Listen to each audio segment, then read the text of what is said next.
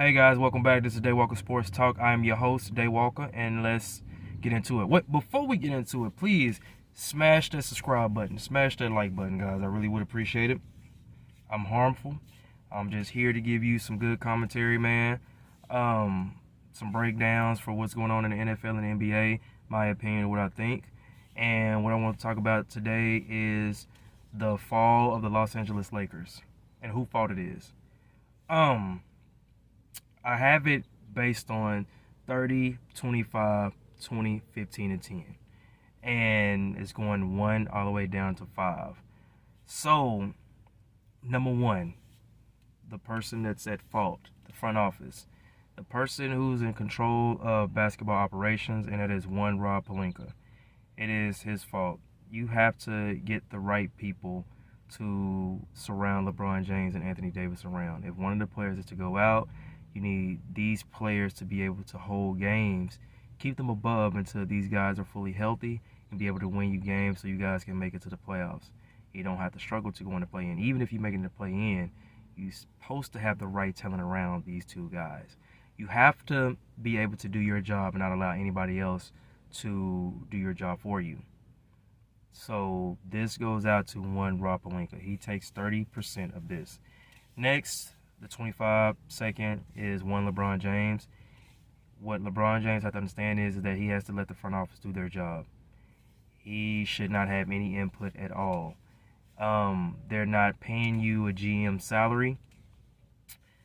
They're paying you for your talent, for your contribution to the Los Angeles Lakers, because there's going to be a lot of people that come to watch the games. There's going to be a lot of people who's going to want to see you play with the cable networks and stuff like this here, so they pay the NBA a good portion so that the Los Angeles Lakers get a good percentage of that because you are on that team. But that's what you bring to the team is your talent, not what you say. It's what you do. Also, LeBron James has to understand that he should not be the number one option no more. I'm sorry. I know a lot of people is going to disagree with me on this here, but LeBron James is an offensive juggernaut, but he's not the 2-1 player he once was before, and this is because of age, and people tend to age. So, with that being said, he's allowed to me to take over games, but I believe that your point guard should be able to be the number one option. I'm sorry. I know people may disagree with that, but you have to go back to that. Okay, next, 20% goes to Anthony Davis. Anthony Davis, the reason why is I feel like that from the beginning, when you know that your injury history, you have to look at yourself and be able, okay, well, I'm not staying healthy. I don't want my team also to be at risk. When you're asking for too much money, it's hard for teams to get good guys to come over there. That's why you guys are kind of struggling, because you guys are getting paid a lot of money.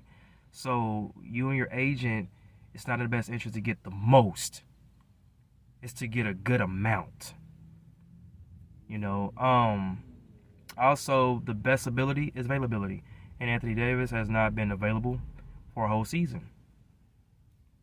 In 2 years. So, yes, he has to take that. I'm sorry, I know he doesn't want to. I know he thinks that he's better.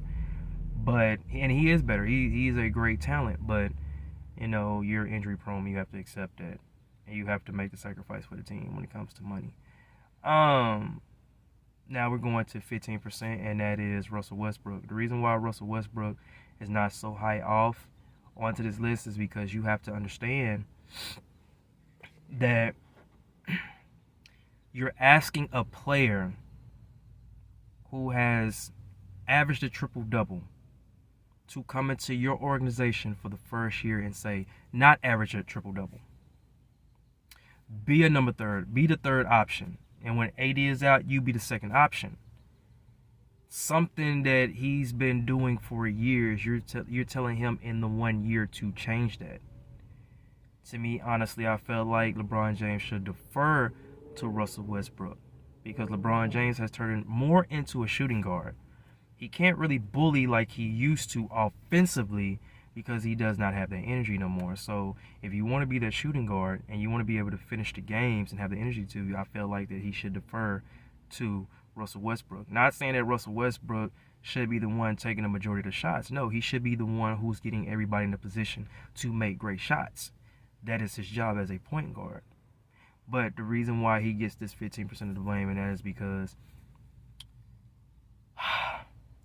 everybody knows he plays with too much emotion. Sometimes you have to slow it down. Russell Westbrook acts like he does not care. In actuality, he cares a lot. And so he's too busy trying to prove the media and fans wrong. And I believe that's where a lot of his mistakes is at. He has to sit back and relax and say, I'm Russell Westbrook. I am a professional. And my job is to be the point guard, get my average, and make sure that I get my team involved. But also, like I said, though, you have to be allowed to. Now, last but not least, Frank Vogel.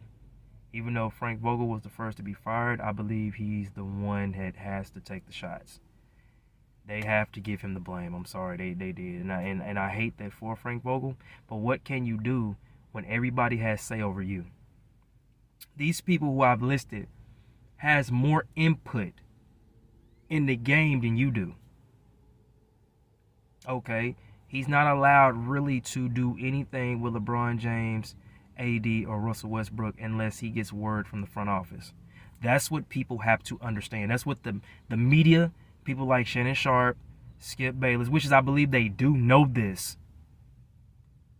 But and you know, Shannon, when I'm listening to him, he's taking up for Frank because, you know, it's really not, and Skip has too. But majority of the time, you have to understand that he is deferring to Ruppalenka, LeBron James, Anthony Davis, Russell Westbrook. So it's like he's become the fifth option.